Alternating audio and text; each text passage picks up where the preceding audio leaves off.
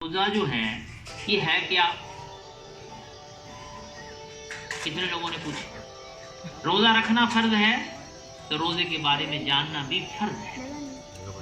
हमने बचपन से अपने घरों में ये रिवाज सुना हुआ है कि सहरी खानी है तो सहरी चंगी खानी है, लस्सी का जाके पी लो तो दही भी अंदर साट लो तो हर पान अच्छा खासा आइटम अंदर बनाओ ताकि सहरी का वक्त अफ्तारी तक चलना है।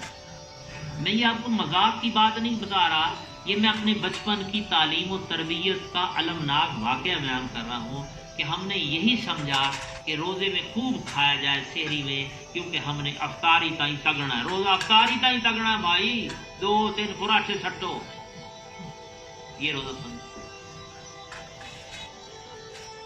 अब आप जरा देखें अल्लाह क्या कहता है, या अय्युहल्लज़ीना आमनू कुतिबा अलैकुमुस्सियामु कमा कुतिबा अलल्लज़ीना मिन क़ब्लिकुम लअल्लकुम तत्तक़ून।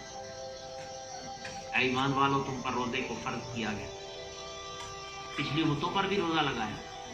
तुम्हें पता है मैंने ये तुम पर किस लिए लगाया? लअल्लकुम तत्तक़ून, ताकि हमारी बस जिंदगी में बेहतरी आई, थोड़े लोगों में अगरचे कि हम अल्लाह के हुक्म को कुछ मान लेते हैं। नमाज पढ़ लो, चलो पढ़ ली, कभी नहीं। रोजा रख लो, रख लिया कभी। लेकिन जिस बात से अल्लाह ने रोका है वहां पर आकर हम अपने आप को कोई ना कोई जुल दे के, अपने आप को चक्कर दे के उस हुक्म से निकल जाते। सबसे मुश्किल काम परहेज करना, सबसे मुश्किल काम याद रखो। इलाज आसान है, डॉक्टर साहब गोलियां दे दे, खा ले सो, टीके ला लो, लगा ले सो, आपके फलानी सा नहीं खानी। डॉक्टर साहब ये बड़ा औखा, हम उस डॉक्टर को पसंद करें जो परहेज बताए ही ना। अब मुझे बताइए, शुगर का मरीज इंजेक्शन इंसुलिन लगाए खड़ा है, अब मिठाई का डब्बा सामने रखकर बैठा है, ठीक हो जाएगा? ठीक हो जाएगा? रोजा रखा हुआ है, गीबत कर रहा है, रोजा रखा हुआ है, झूठ बोल रहा है, रोजा रखा हुआ है, लोगों से बदअखलाकी कर रहा है, रोजा रखा हुआ है, लोगों की दिलाजारी कर रहा है। ये रोजा अल्लाह को क्या चाहिए? अल्लाह हमें भूखा रखना चाहता है, प्यासा रखवाना चाहता है? अरे हम समझ ही नहीं पा रहे। अल्लाह फरमा रहा है, मैं भूख प्यास में मुब्तला नहीं करना चाहता, लअल्लकुम तत्तक़ून, मैं तो तुम्हारे अंदर ज़ब्ते नफ्स, अपने मन चाहत की जो चाहते लिए फिरते हो उनको दबाना सिखा रहा हूँ तुम्हें, कि तुमने दबाना है, उनको रोकना है। और देखो, तुम मेरे कहने से सारा साल खाते हो, सारा साल पीते हो, मैं तुम्हें रमज़ान में कहता हूँ अब नहीं खाना और अब नहीं पीना, रुक जाते हो? और रुक जाते हैं कि नहीं? किसी रोजेदार को देखा कि रोजा रखा हुआ, रोटी खा रहे हो, दूध पी रहा हो, पानी, उसे आप मिन्नतें कर लें, और मैं मेरा तो रोजा है, नहीं खाता, क्योंकि उसको इतना ही इल्म है, इससे आगे उसने जाना नहीं। अगर उसको शुरू में ये बात भी साथ साथ समझाते कि रोजे रखने के बाद अब तू गीबत नहीं कर सकता, अब हराम हलाल मना कर दिया, हलाल पाबंदी, अपनी बीवी से तो तू बात कर नहीं सकता और तू फिल्में देख रहा है, ये केड़ा रोजा है? क्या अजीब तमाशा है हमारा, इसको हम रोजा कहते हैं। अल्लाह के नबी सल्लल्लाहु अलैहि वसल्लम ने फरमाया, ऐसा रोजा जिसमें हराम को जारी रखा गया, हराम को जारी रखा गया। फरमाया इसकी मिसाल ऐसे है, मैं अपने लफ्जों में आप उनका फरमान समझा दूं। आपने फरमाया जैसे किसी ने हलाल चीज से रोजा रखा और हराम से अवतार कर लिया, उसका अवतार हो। इस पे हम कोई मोहताज हैं? आप मुझे बताइए, हम इस पे कभी परेशान हुए? मेरा रोजा चला जाएगा। जैसे मैं खाने से डरता हूँ, सहरी से अफ्तारी के दरमियान खाने और पीने से हम डरते हैं कि अब खाना नहीं और पीना नहीं, मेरा रोजा टूट जाएगा। मसले पूछते हैं, वो जी कुली करने लगा, पानी थोड़ा सा इधर चला गया, पूछते हैं। कभी गीबत को क्योंकि समझा ही नहीं कि ये तो रोजा खत्म। आज की मजलिस में नहीं, ये रसूलुल्लाह सल्लल्लाहु अलैहि वसल्लम के दौर से इस बात की बड़ी सख्ती से ये फरमान है। आपके ज़माने में 2 औरतों ने रोज़ा रखा और उनकी हालत बिगड़ गई। आप सल्लल्लाहु अलैहि वसल्लम को इतला मिली, फरमाया प्याला भेजो, उसमें उन्होंने क्या कर दी, उसमें खून था, उसमें गोश्त के टुकड़े थे। फरमाया ये क्या है? आप सल्लल्लाहु अलैहि वसल्लम ने फरमाया इन्होंने हलाल से रोज़ा रखा, गीबत करके हराम से रोज़ा अफ्तार किया। अब आज देख लें हम کہ بھوک پیاس جیسا مشکل کام ہے بھوک پیاس کو برداشت کرنا.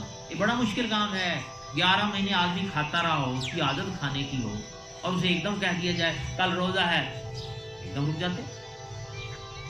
تو پھر ہم یہ کیسے کہہ سکتے ہیں کہ ہم غیبت سے نہیں رک سکتے؟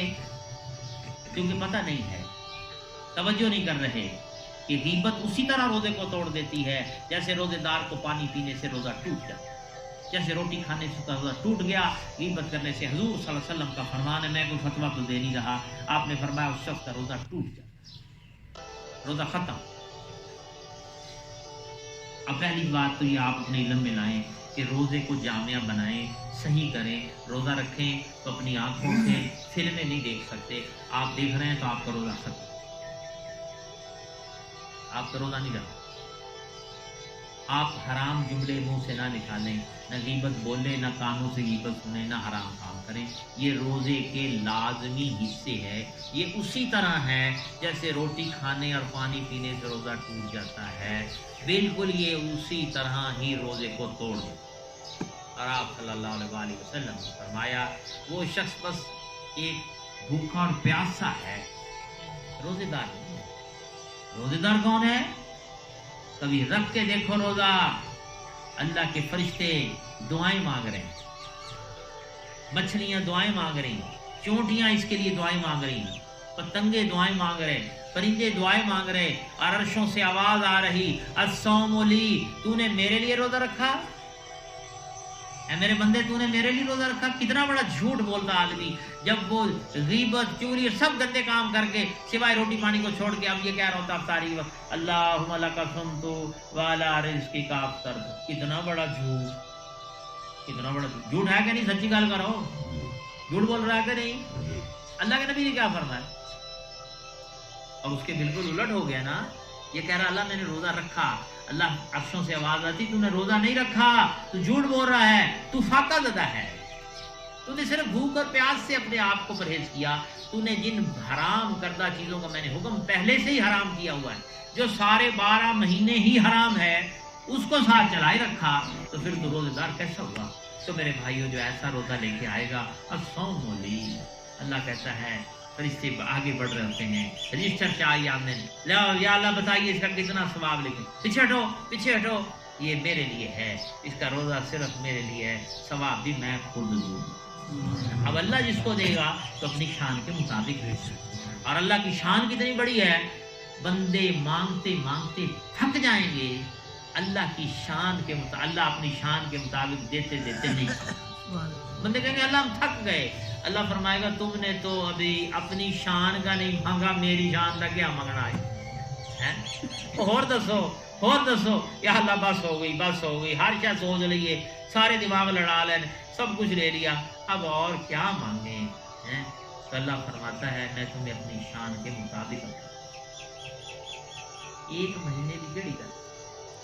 تو یہی گزارش ہے, جیسے ہی سحری ختم ہوئی, روٹی پانی ختم, غیبت کٹ دیتا ہے کہ اب میری زبان بھی روزے میں آ گئی ہے, اب میں نے کوئی جھوٹ نہیں بولنا, کوئی غیبت نہیں کرنی, کوئی غلط چیز نہیں دیکھنی, موبائل کو بند کر دو.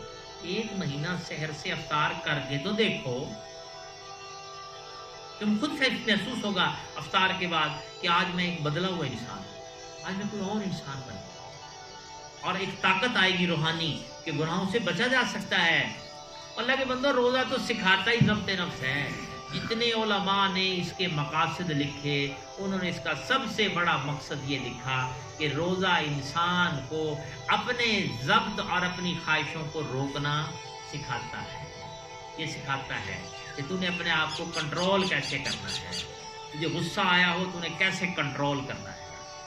ہاں, تو نے کنٹرول کیسے, کنٹرول سکھاتا ہے, غلط بات پر کنٹرول کرنا ہے, غلط چیز پر کنٹرول. تو یہ روزہ ہے بھائی.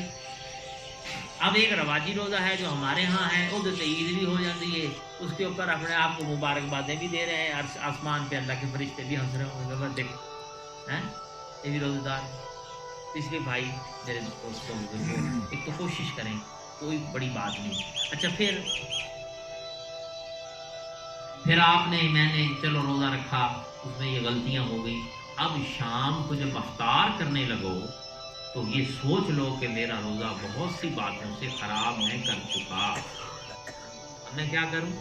اب آخری اللہ نے پھر اس امت پر رحم فرمایا، مایوس نہیں کیا، اس کو استغفار کا ایک عظیم الشان نعمت دیتا فرمایا یہ بیٹھ جائے، یا اللہ مجھے معاف کر، یا اللہ مجھے معاف کر دے، یا اللہ جیسے روزہ رکھنا تھا میں نہیں رکھ سکا، میں رکھ ہی نہیں سکا، میں نے تو غیبت بھی کی ہے، میں نے چغلی بھی کی ہے، میں جھوٹ بھی بولتا رہا، میں سارے وہ کام کرتا رہا جس سے آپ نے منع کیا اللہ، لیکن تیرے تمام حکموں کی میں نے اگرچہ خلاف ورزی کی ہے تو کبھی اللہ سے لاڑ بھی کر لیا کر، پر یہ تو جانتا ہے میں کھاتا تو کچھ نہیں تو پیتا بھی کچھ نہیں، یہ دو کام تو میں کیے، دو تو اللہ میں نے کیے تیرے لیے کیے، تو جانتا ہے میں پانی کے بغیر بھوک پیاس کے بغیر رہ نہیں سکتا، میں بھوک کے بغیر چند گھنٹے میں تو مرنے والا ہو جانا ہے، میں اخیر کٹ ہی گیا، وہ میرا قبول کر لے، غلطیوں کو معاف کر دے، بس تو میرے روزے کو اپنے فضل سے۔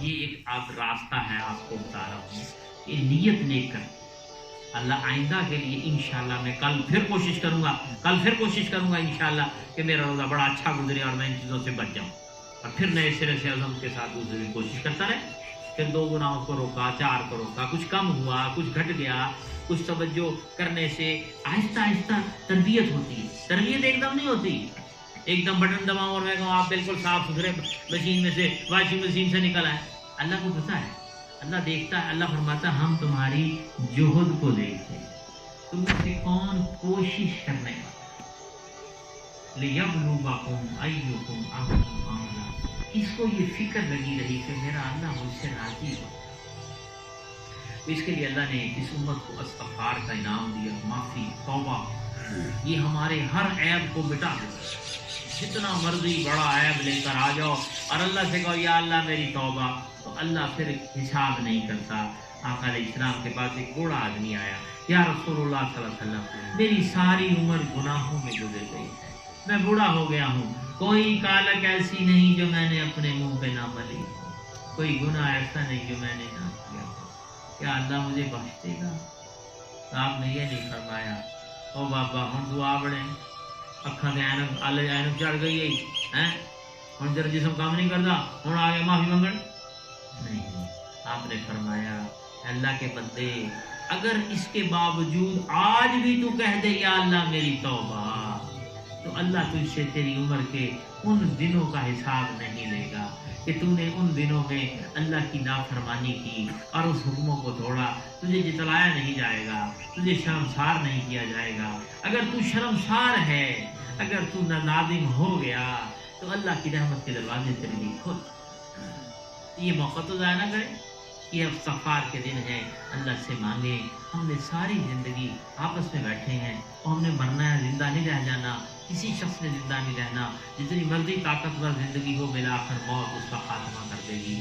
ہم بیٹھ کے اپنی آخرت کی قبر کو آج تھوڑا سا یاد کریں، جہاں ہم نے ہمیشہ جانا ہے اور پھر واپس نہیں آنا، وہ اچھی بن سکتی ہے۔ آج موقع ہے، آج آپ دیو یا اللہ میری توبہ۔